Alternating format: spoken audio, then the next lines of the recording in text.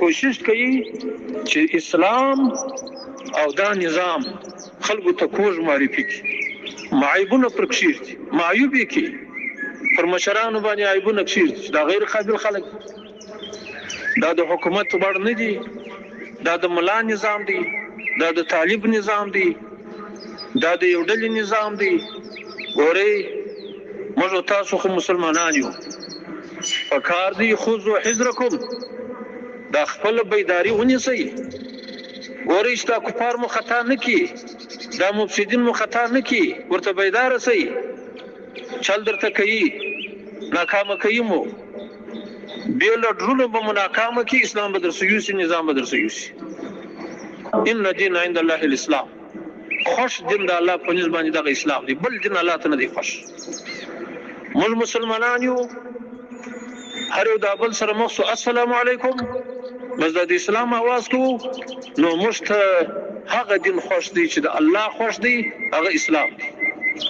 موږ د اسلام د شاوله پرون چې پر ما باندې حمله کولم د اسلام په وجه، نن چې پر ما باندې حمله کوي د اسلام په وجه، هغه اسلام موږ سره ملګری دی. دا موږ یو داسې صفت دی چې وعبد ربک حتی یاتیک الیقین، تر هغه وخت پورې به د رب عبادت کوي چې مرګ درته راځي.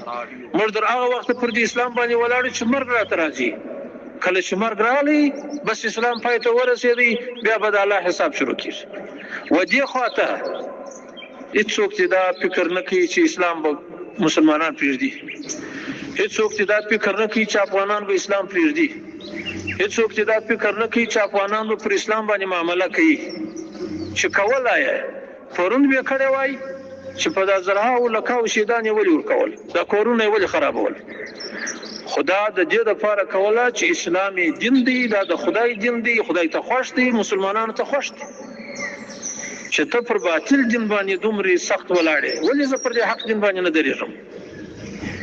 مسلمانانو ورونو هیڅ مشکل نشته، یو مشکل ستا د دنیا سره چې دا اسلام بالکل موږ دې ته حاضر یو. د اسلام په دایره کې دننه چې څنګه معامله رسول الله صلی الله علیه وسلم کړی ده، صحابه کرامو کړی ده، معاهدې سوي دي، معاملات سوي دي. موږ خو یو کامل دین لرو، هر ستونزه زموږ په دین کې حل ده.